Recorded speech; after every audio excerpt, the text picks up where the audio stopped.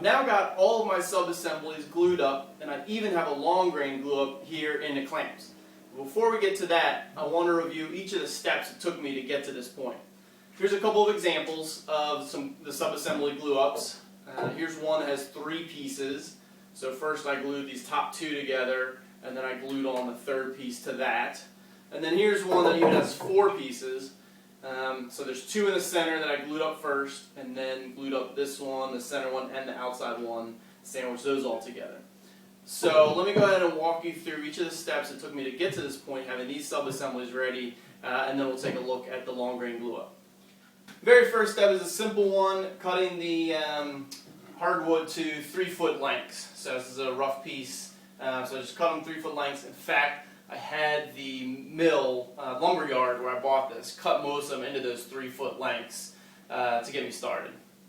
I then brought the rough sawn boards over to the jointer to clean up a face and an edge. The boards I had were just under 8 inches wide. Again, I had the lumber yard cut them to just under 8 inches because that's the size of my jointer. Went ahead and cleaned up one face, one edge, and then took them over to the table saw. At the table saw, I would take that wider piece and rip it into the widths that I needed. I needed over 50 different pieces to do the sub-assemblies into the full long grain glue up. So I'd take the 8-inch wide piece, rip off what I needed, a 1/2 inch, inch and a quarter, whatever it was, and then I'd even turn it sideways, rip it again into the height and width of a piece that I needed. I'd do a few pieces, then glue those up, and come back and do a few more pieces. So you can see all the scrap left over from the hard maple and the Paduke. I'd go back and forth between ripping pieces and gluing them up until I had all the sub-assemblies done. I would use my bandsaw to rip some of the bigger pieces. I definitely have pieces approaching 3 or even 4 inches. So I'd use the bandsaw to rip those, clean that up at the jointer, and then use the table saw as well. So for those wider pieces, I definitely wasn't ripping those on the table saw. I'd use the bandsaw for that operation. After some of the sub-assemblies were glued up, I'd also use the sander. So right off my table saw, I got a nice clean cut. I could definitely glue that up. But once I got a glue up, they typically weren't exactly in line, those 2 pieces. Or the pieces might not be the exact same width. So you might be able to see an example here where this side over here is definitely a little bit taller. Right there you might be able to make out that glue line along there.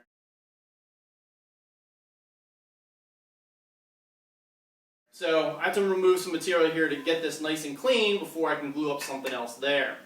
So, you know, for instance, this internal sub-assembly, you can see a couple of pieces there.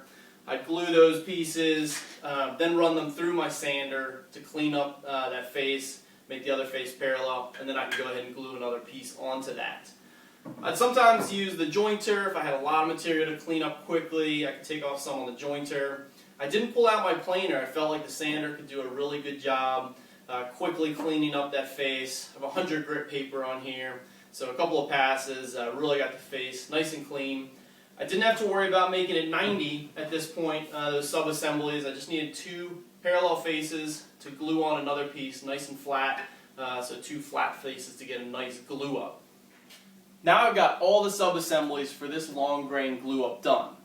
At this point, I want to go ahead and make parallel the edges that will be glued together. So that would be this edge and this edge and this edge, and make those nice flat and parallel so I get a nice glue line.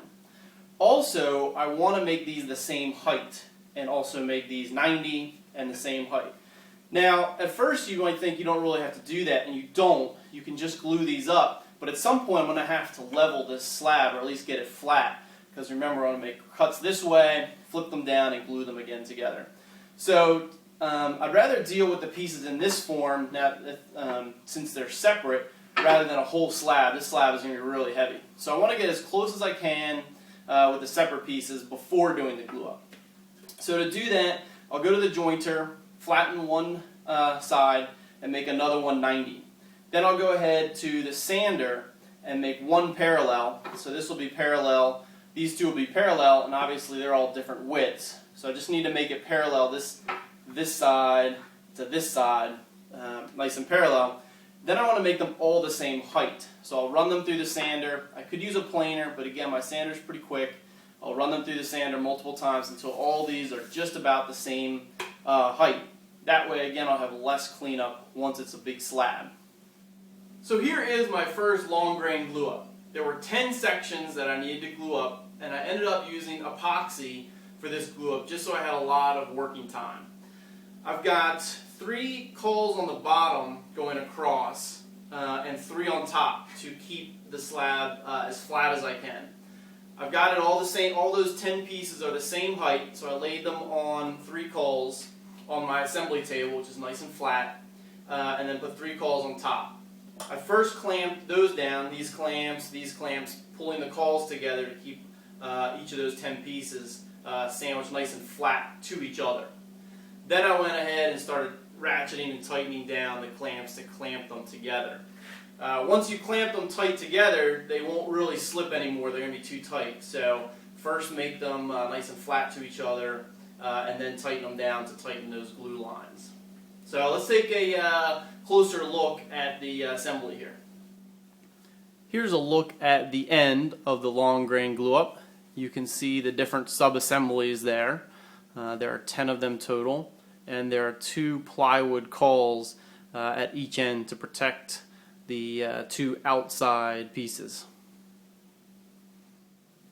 Here you can make out the double rows of clamps. I've got about 6 or 8 on the bottom and 5 on top.